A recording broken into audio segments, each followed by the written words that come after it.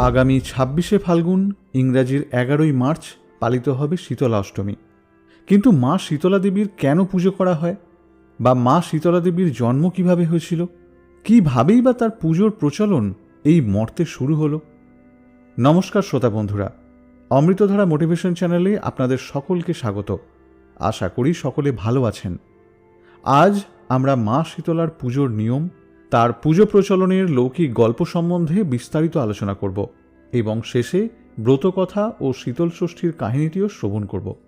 তাই ভিডিওটি সম্পূর্ণ দেখুন এবং চ্যানেলটিকে সাবস্ক্রাইব করে পাশে থাকুন। আমাদের ঋতুচক্রের শেষ ঋতু বসন্ত।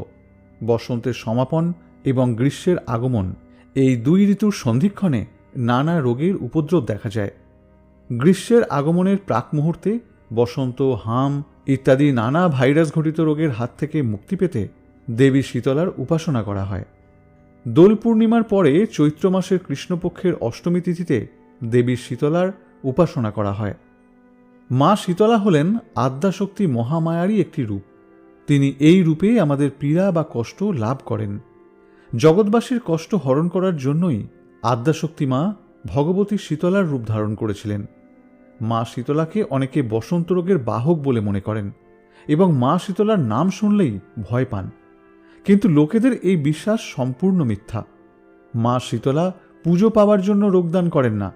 মা কোনোদিনও তার সন্তানকে রোগদান করতেই পারেন না এবং মা পূজার ভিখারিও নন। মা তো স্বয়ং অন্নপূর্ণা। মা আমাদের দেন বলেই আমরা খেতে পাই। সুতরাং মায়ের কোনো কিছুর অভাব নেই। আমরা মায়ের জিনিস মাকেই অর্পণ করি। মা সন্তানের প্রেম, শ্রদ্ধা ও ভক্তিকে গ্রহণ করেন এবং সন্তানকে আশীর্বাদ করেন। শীতলা কথাটির অর্থ যিনি শীতল করেন। হিন্দু ধর্মাবলম্বী মানুষ বিশ্বাস করেন যে গরমের আগমনের কারণে যেসব ভাইরাস ঘটিত রোগ, জ্বর জ্বালাতে ভোগে মানুষ, মা শীতলা সেই সব রোগ থেকে মুক্তি দিয়ে দেহকে শীতল করেন। তাই প্রতি বছর দোল পূর্ণিমার পরের কৃষ্ণপক্ষের অষ্টমী তিথিতে গ্রাম বাংলার মানুষ মা শীতলার উপাসনা করে থাকেন। মা শীতলা গ্রাম বাংলার লোকায়ত দেবী হলেও প্রাচীন হরপ্পা সভ্যতাতেও দেবী শীতলার উল্লেখ পাওয়া যায়। মা শীতলার পরনে থাকে লাল পাড় সাদা শাড়ি, কৃষ্ণবর্ণা, খোলা চুল হাঁটু স্পর্শ করে, দেহের রং ফর্সা, সিঁথিতে সিঁদুর এবং কপালে সিঁদুরের গোল টিপ। দেবী শীতলাকে স্কন্দপুরাণে শ্বেতবর্ণা বলা হয়েছে এবং তার দুটি হাত রয়েছে। এক হাতে থাকে ঝাঁটা, অপর হাতে থাকে পাখা, কোমরে থাকে কলস। আবার কোথাও কোথাও বলা হয়েছে দেবী চতুর্ভুজা। এক হাতে ঝাঁটা, অন্য হাতে পাখা, এক হাতে কলসি এবং অপর হাতে জলপূর্ণ বাটি। প্রচলিত মতে দেবী শীতলা ঝাঁটা দিয়ে রোগ জীবাণু জড়ো করেন, হাত পাখা দিয়ে সেগুলিকে একত্র করেন, হাতের বাটিতে সেগুলিকে জড়ো করেন এবং কলসির জল দিয়ে গৃহস্থ ধুয়ে পবিত্র করেন। কারো মতে মায়ের হাতে থাকে অমৃত কুম্ভ এবং সেখান থেকে শান্তির জল তিনি সর্বত্র ছিটিয়ে দেন এবং পাখার দ্বারা তিনি সকল কিছুকে শীতল করে শান্ত করেন। তাই তার নাম শীতলা। মা শীতলার বাহন হল গাধা। গাধাকে আমরা বোকা প্রাণী ভাবলেও আসলে সে মুখ বুজে প্রভুর আদেশ পালন করে। গাধা আমাদের নিষ্কাম কর্ম এবং নিঃস্বার্থভাবে ভাবতে শেখায়। আবার কবিরাজি চিকিৎসাতে গাধার দুধ দিয়ে বসন্ত রোগের প্রতিষেধক বানানো হয়। এই কারণেই মায়ের বাহন গর্ধব বা গাধা। মা শীতলাকে দেখে ভয় পাবার কোনো কারণ নেই। মা শীতলার রোগ দিতে নয়, বরং রোগকে হরণ করতে এই মর্তে আবির্ভূতা হন। প্রতি বছর চৈত্র মাসের কৃষ্ণপক্ষের অষ্টমী তিথিতে শীতলা পুজো হয়। তবে প্রত্যেক মাসে, বিশেষ করে ফাল্গুন চৈত্র মাসের শনি মঙ্গলবারে মায়ের পুজো করা হয়। মনে করা হয় মা শীতলার পুজো করলে সংসারে সুখ সমৃদ্ধি আসার পাশাপাশি সকলের স্বাস্থ্যও ভালো থাকে। মায়ের কাছে আমরা আয়ু এবং আরোগ্য প্রার্থনা করি।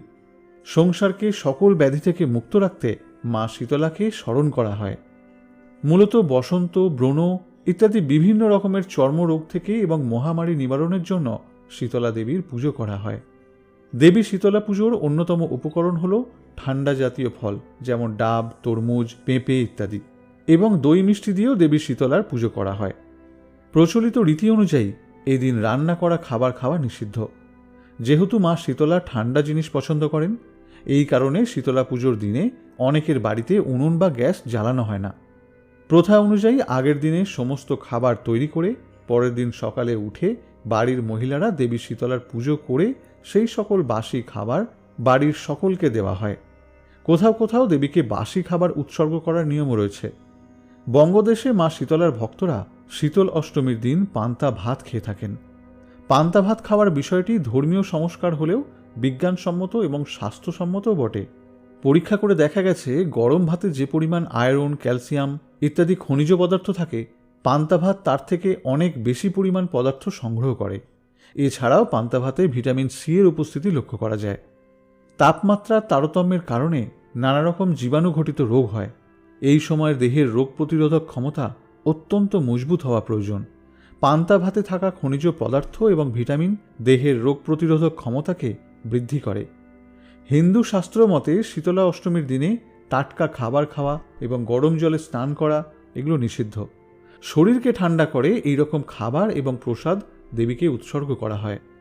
শীতলা পুজোর মাধ্যমে আমরা পরিষ্কার পরিচ্ছন্নতা এবং আমাদের দৈনিক স্বাস্থ্যবিধি বিষয়ে সচেতন থাকি। তাই দেবী শীতলাকে পরিষ্কার পরিচ্ছন্নতার দেবীও বলা হয়। শুধু বাংলা নয়, পাঞ্জাবেও বসন্ত রোগ নিরাময়ের দেবী মা শীতলার উপাসনা করা হয়। যদিও পাঞ্জাবে মা শীতলার সাথে তার আরও 6 বোনের উপাসনা করা হয়। মা শীতলা ছাড়া বাকি বোনেরা হলেন মাসানি, বাসন্তী, মহামায়া, আলমগী, লামকারিয়া এবং আগুয়ানি।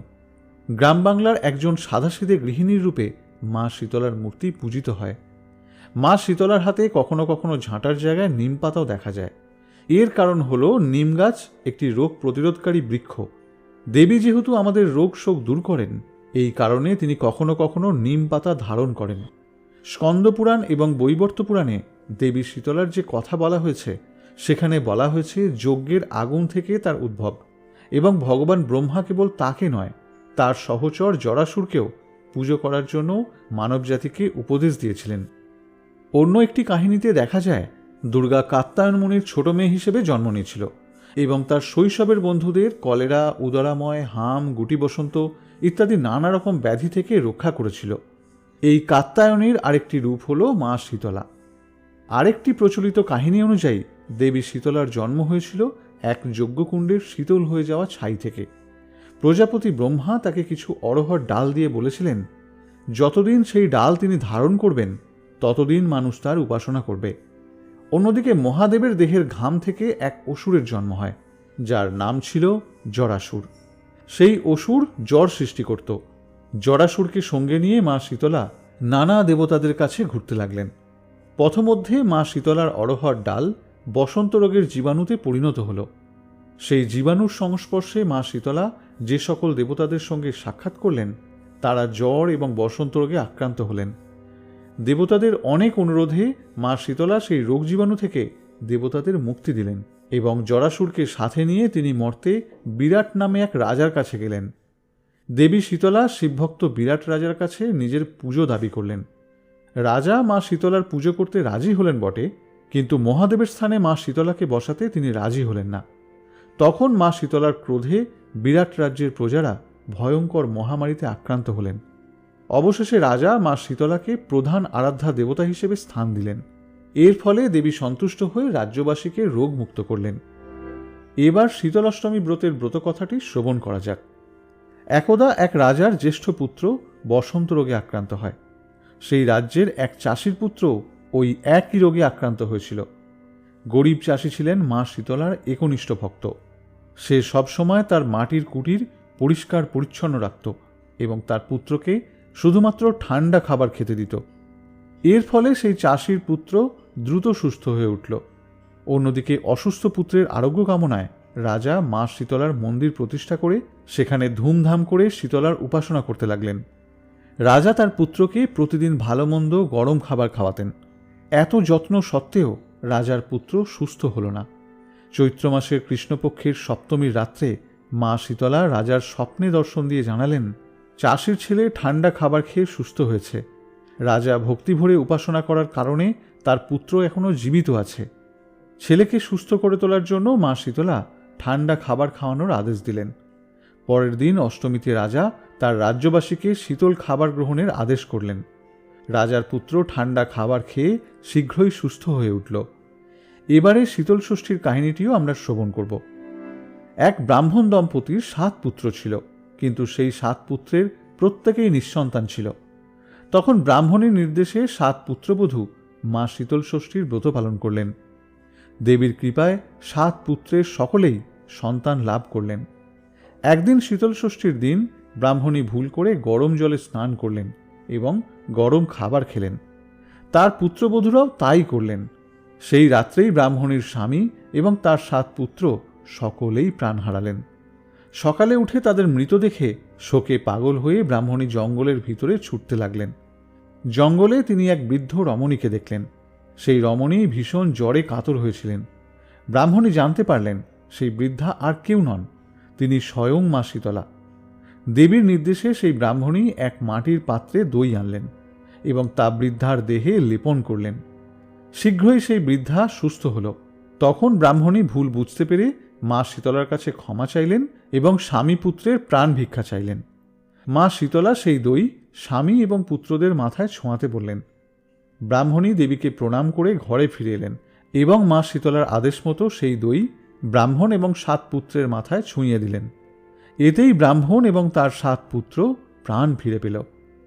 প্রিয় শ্রোতা বন্ধুরা, আশা করি ভিডিওটি দেখে ভালো লেগেছে। যদি ভালো লাগে তাহলে অনুরোধ করব ভিডিওটিতে একটি লাইক করবেন আর আপনার আপনজনদেরকে শেয়ার করে ভিডিওটি দেখার সুযোগ করে দেবেন এবং চ্যানেলটি সাবস্ক্রাইব করে পাশে থাকবেন। প্রার্থনা করি মা শীতলার কৃপায় সকলে ভালো থাকুন। জয় মা শীতলা।